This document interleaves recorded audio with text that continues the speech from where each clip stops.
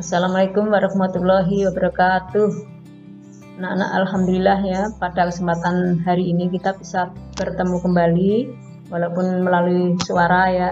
Tentu kalian akan mencoba belajar dengan sungguh-sungguh di rumah. Untuk PPKN-nya yang kemarin kelas 7 itu sudah kita bahas tentang perumusan Pancasila sebagai dasar negara. Nah, untuk yang sekarang kita kelas 8 itu akan lebih mendalam lagi tentang kedudukan dan fungsi Pancasila. Untuk yang kemarin anak-anakku kan sudah paham tentang sejarah dirumuskannya dasar negara kan ya. Yang kemarin yang mana pada waktu itu ada Jepang yang ingin dibantu oleh bangsa Indonesia untuk bisa menang dengan cara memberikan janji-janji untuk bisa mendapatkan kemerdekaan dari Jepang. Tentunya pada waktu itu dibentuklah BPUPKI. Ya, BPUPKI melaksanakan sidang pertama maupun sidang yang kedua. Sidang yang pertama membahas tentang dasar negara dan sidang yang kedua membahas tentang Undang-Undang Dasar 1945. Nah, anak-anakku sekalian, untuk yang kelas 8 nih ya, kelas 8A, B, C, D, E, F, ini saya wakili kali ini. Itu dengan judul memahami kedudukan dan fungsi Pancasila. Nah, terus tujuan pembelajaran pada kali ini yaitu yang satu, mendeskripsikan kedudukan dan fungsi Pancasila sebagai dasar negara dan pandangan hidup bangsa. Kedua, mendeskripsikan arti penting Pancasila sebagai dasar negara dan pandangan hidup bangsa. Terus yang ketiga, mendeskripsikan nilai-nilai yang terkandung dalam Pancasila. Keempat, menunjukkan keterampilan mengamati tentang Pancasila sebagai dasar negara dan pandangan hidup bangsa. Berikutnya untuk tujuan pembelajaran. Bentar ya, tujuan pembelajaran. Terus langsung aja ya, kita ke beberapa fungsi dan kedudukan Pancasila. Beberapa fungsi dan kedudukan Pancasila sebagai negara kesatuan Republik Indonesia. Ulangi, beberapa fungsi dan kedudukan Pancasila bagi negara kesatuan Republik Indonesia. Bagi NKRI tentunya ya. Yang pertama adalah bahwa Pancasila sebagai jiwa bangsa Indonesia, yaitu yang berupa nilai-nilai yang kehidupan dalam masyarakat bangsa Indonesia melalui penjabaran instrumental sebagai acuan hidup yang merupakan cita-cita yang ingin dicapai serta sesuai dengan nafas jiwa bangsa Indonesia dan karena Pancasila lahir bersama dengan lahirnya bangsa Indonesia.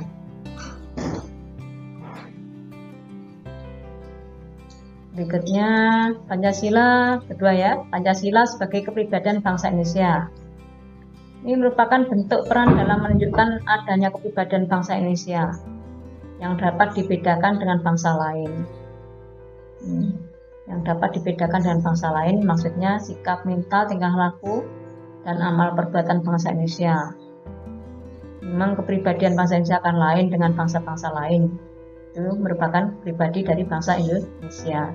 Jadi secara jelasnya itu merupakan ciri khas lah ya dari bangsa Indonesia itu. Nah, terus yang ketiga, Pancasila sebagai pandangan hidup bangsa Indonesia. Ini merupakan kristalisasi pengalaman hidup dalam sejarah bangsa Indonesia yang telah membentuk sikap, watak, perilaku, tata nilai, norma, dan etika yang telah melahirkan pandangan hidup. Ini sebagai pandangan hidup maksudnya itu bahwa kita dalam bersikap dan bertingkah laku itu harus sesuai dengan nilai-nilai Pancasila. Jadi merupakan pedoman dalam kehidupan kita sehari-hari itu. Secara jelasnya atau gamblangnya bahwa Pancasila itu sebagai pandangan hidup bangsa Indonesia. Nah, terus Pancasila sebagai dasar negara bangsa Indonesia. Pancasila sebagai dasar negara bagi bangsa Indonesia, yaitu untuk mengatur tatanan kehidupan untuk mengatur tata kehidupan bangsa Indonesia dan negara Indonesia yang mengatur semua pelaksanaan sistem ketatanegaraan Indonesia sesuai Pancasila.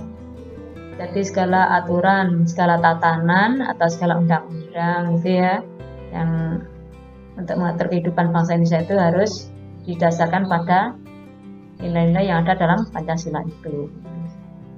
Jadi ini sebagai pedoman dalam menyelenggarakan kehidupan berbangsa dan bernegara. Berikutnya lagi yang kelima, Pancasila sebagai sumber dari segala sumber hukum atau sumber tertib hukum bagi negara Republik Indonesia. Sebagai segala sumber hukum di negara Indonesia, karena segala kehidupan negara Indonesia harus berdasarkan Pancasila, juga harus berlandaskan hukum. Ya, semua tindakan kekuasaan dalam masyarakat harus berlandaskan hukum. Jadi ini sebagai sumber dari segala sumber hukum di Indonesia ya. Jadi hukum-hukum yang berada di bawahnya itu harus bersumber pada Pancasila. Harus berlandaskan Pancasila gitu ya. Berikutnya lagi nih, Pancasila sebagai perjanjian luhur bangsa Indonesia pada waktu mendirikan negara. Karena pada waktu mendirikan negara, Pancasila adalah perjanjian luhur yang telah disepakati oleh para pendiri negara untuk dilaksanakan, dipelihara, dan dilestarikan. Nah ini Pancasila itu sudah merupakan perjanjian dari pendiri negara ya, bapak-bapak pendiri negara. Nah pendiri negara itu siapa kan sudah tahu waktu itu ya. Nah diantaranya adalah ada Insinyur Soekarno itu ya, yang dicetuskan sudah disepakati bersama dan sudah ada dalam pembukaan Undang-Undang Dasar 1945 yang merupakan hukum dasar bangsa Indonesia sebagai perjanjian luhur nih waktu mendirikan negara itu sudah disepakati bersama ini artinya sudah harus dilestarikan ya. Nah, berikutnya lagi Pancasila sebagai cita-cita dan tujuan bangsa Indonesia. Dalam Pancasila mengandung ini ada tulisan yang kurang ini dalam ya ini ya. Dalam Pancasila mengandung cita-cita dan tujuan negara Indonesia yang menjadikan Pancasila sebagai patokan atau landasan pemersatu bangsa. Berikutnya lagi arti penting Pancasila sebagai dasar negara. Nah ini betapa pentingnya Pancasila sebagai dasar negara ya, ini ada di dalam pembukaan Undang-Undang Dasar 1945 yang telah menjelaskan bahwa disusunlah kemerdekaan bangsa Indonesia itu dalam suatu undang-undang negara Indonesia yang terbentuk dalam suatu susunan negara Republik Indonesia yang berkedaulatan rakyat dengan berdasarkan kepada sila-sila Pancasila di bawahnya itu bahwa kita bangsa Indonesia itu harus menjunjung tinggi nilai-nilai yang ada dalam Pancasila itu sebagai dasar negara kita. Ini berikutnya lagi, ini Pancasila sebagai pandang hidup dan dasar negara. Ini ada beberapa dasar hukumnya. Di antaranya adalah ada sumber yang merupakan sumber dari segala sumber tertib hukum. Ini ada tertuang dalam Kitab MPR nomor 20 MPR 1978 dan nomor 5 MPR 1973 pengertian yuridis kenegaraan. Ini juga Pancasila sebagai pengatur hidup kemasyarakatan pada umumnya. Pengertian Pancasila secara sosiologis, jadi diatur ya dalam kehidupan masyarakat itu supaya sesuai dengan nilai-nilai yang ada di dalam Pancasila tersebut. Terus yang ketiga, Pancasila sebagai pengatur tingkah laku. Nah ini tingkah laku pribadi dan cara-cara dalam mencari kebenaran. Pengertian Pancasila yang bersifat etis dan filosofis. Ini penjabaran untuk yang sila-sila Pancasila, nilai-nilainya ini penjabaran nilai-nilai dari sila-sila Pancasila itu kalian sudah bisa melihat sendiri dah ya di Undang-Undang Dasar 1945 yang kecil buku itu yang kemarin yang kalian beli seharga berapa itu kemarin? Seharga 2000-an tuh ya. Nah ini ada butir-butir sila-sila dari Pancasila ini secara ringkasnya ada di sini ya. Untuk yang sila ketuhanan yang Maha Esa, menyatakan keimanan dan kepercayaan kepada Tuhan Yang Maha Esa. Di antaranya di butir-butir itu dilihat lagi di bukunya di rumah. Nah, itu di antaranya ada lagi misalnya menghargai pemeluk umat beragama lain, lagi memberi kesempatan pada umat beragama lain untuk beribadah. Ini ya, 1 sampai berapa itu sampai 6 misalnya. Lihat di buku Undang-Undang Dasar yang kecil yang kemarin tuh. Ini untuk penjabaran sila-sila Pancasila itu. Berikutnya lagi untuk yang penjabaran yang sila kedua. Ini diantaranya adalah berani bilang kebenaran, sadar bahwa manusia itu sederajat. Jadi manusia itu tidak ada yang dibedakan kaya maupun miskin, maupun bentuk warna kulitnya. Dengan istilah lainnya, kita bergaul itu tidak membedakan teman.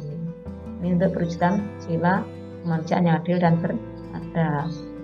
Ini kerjasama dan menghormati bangsa lain.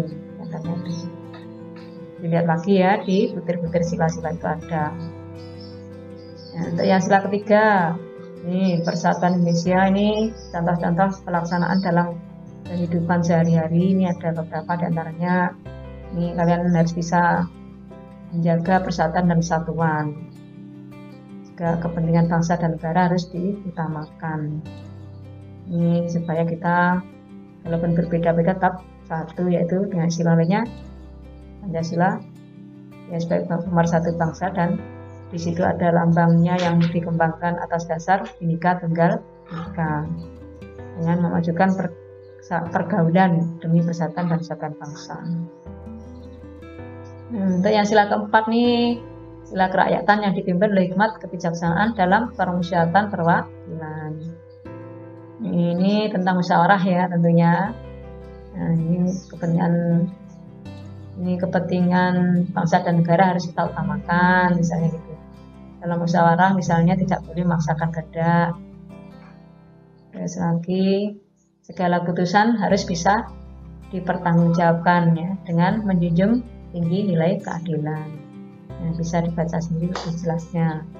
Juga dibutir-butir tuh ya, sila-sila dalam Pancasila yang menunjukkan sila keempat apa saja, bisa dilihat uraiannya di situ. Ini untuk yang sila keempat. Jadi permusyawarah itu memang sangat diperlukan sekali. Sudah ada pedomannya di dalam sila keempat, kerakyatan yang dipimpin oleh hikmat kebijaksanaan dalam permusyawaratan perwakilan. Berikutnya lagi untuk yang kelima, ini sila keadilan sosial bagi seluruh rakyat Indonesia. Nah, ini sila keadilan sosial bagi seluruh rakyat Indonesia itu ya, penjabaran nilai-nilainya diantaranya adalah suka perbuatan yang luhur, misalnya kekeluargaan dan kegotong royongan. Misalnya lagi mengutamakan nih hak dan kewajiban untuk menjaga keadilan terhadap sama. Juga banyak lagi yang lain ya, tidak harus itu, mungkin ada lagi tidak merusak-rusak fasilitas umum. Misalnya kalian nyoret-nyoret meja kursi milik negara, nah itu tidak boleh ya, bertentangan dengan sila keadilan sosial bagi seluruh rakyat Indonesia. Nah, terus apalagi misalnya mencoret-coret dinding, ya, rusak-rusak papan tulis, itu sangat dilarang ya, berarti merusak fasilitas umum. Ini contoh yang lain, misalnya kalian juga bekerja keras juga, ya, suka bekerja keras juga, misalnya ya, suka hemat, suka menabung, ya, menghargai hasil karya orang lain. Ini untuk yang sila keadilan sosial bagi seluruh rakyat Indonesia itu. Ini untuk yang tugas yang pertama, ini kalian bisa melihat di buku ya, di buku paket boleh atau buku apa di rumah ya. Jelaskan pengertian dasar negara. Terus sebutkan dan jelaskan fungsi kedudukan Pancasila. Ini sebutkan dan jelaskan fungsi kedudukan Pancasila ini berapa semuanya, itu sudah semua. Terus jelaskan arti penting Pancasila sebagai dasar negara. Jelaskan kedudukan dan fungsi Pancasila sebagai pandangan hidup bangsa. Jelaskan bahwa Pancasila sebagai satu kesatuan. Jelaskan nilai-nilai setiap sila dalam Pancasila masing-masing 3 nilai. Sila pertama misalnya nilainya apa aja, 2, ketiga, keempat, kelima itu ya, masing-masing 3 nilai. jelaskan. Terus juga nih untuk yang tugas kedua ini kalian mengamati, kalian boleh mengamati sekolah, masyarakat maupun di kehidupan bangsa dan negara. Nah, ini tuliskan hasil pengamatanmu dari perwujudan nilai-nilai Pancasila di lingkungan sekolah, masyarakat, bangsa dan negara. Ini masing-masing sila dalam Pancasila 5 contoh, diberi alasannya. Misalnya sila pertama ini melaksanakan sholat berjamaah ya, atau mungkin contoh yang lain dah, misalnya memberi kesempatan pada teman untuk beribadah. Alasannya misalnya dengan memberi kesempatan teman untuk beribadah berarti saya menghormati teman itu untuk memeluk agamanya dengan sebaik-baiknya, lebih khusyuk, lebih baik dalam menjalankan keimanan dan ketakwaannya pada Tuhan Yang Maha Esa. Contoh misalnya sila yang pertama itu. Terus mungkin lanjutkan lagi mungkin untuk contohnya sila kedua. Nah, misalnya memberikan sedekah pada fakir miskin. Nah, kita berarti menjunjung tinggi nilai kemanusiaan. Alasannya seperti itu. Nah, untuk yang sila ketiga mungkin contohnya rajin mengikuti upacara bendera setiap hari Senin. Itu alasannya berarti kita mencintai bangsa dan negara. Juga untuk yang contohnya sila keempat, contohnya misalnya tidak memotong pembicaraan orang lain sewaktu mengadakan musyawarah. Nah, itu berarti kita menghormati hak orang lain untuk berbicara. Itu alasannya. Juga misalnya untuk yang sila kelima, misalnya suka bergotong royong dan juga bekerja keras gitu. Kalian baca seperti itu. Terus alasannya dengan bekerja keras dan bergotong royong maka pekerjaan jadi cepat selesai, misalnya gitu. Ini contoh-contoh pelaksanaan dari sila-sila dalam Pancasila itu. Nah, untuk saya dari PPKI-nya untuk pelajarannya sekian saja dulu ya. Lain kali kita lanjutkan lagi. Kalau ada pertanyaan atau kurang jelas ya, bisa ditanyakan lewat WA atau mungkin ya lewat WA itu sudah ya, atau lewat HP masing-masing kan punya nomor saya yang kemarin 7 itu bisa ditanyakan lewat situ. Terus mengerjakannya di lembaran kertas di folio HVS. Nanti dikumpulkan pada minggu keempat lewat map yang disepakati ya. Map untuk PPKN apa? Kemarin biru ya. Ya, map untuk PPKN kemarin itu biru, berarti ditaruh di situ. Ya. Jadi tugasnya harus lengkap dan baik supaya mendapatkan nilai yang bagus. Ya, saya akhiri dulu ya. Assalamualaikum warahmatullahi wabarakatuh. Jangan lupa follow sosial media sekolah kita di IG, YouTube untuk mendapatkan info terkini seputar sekolah kita.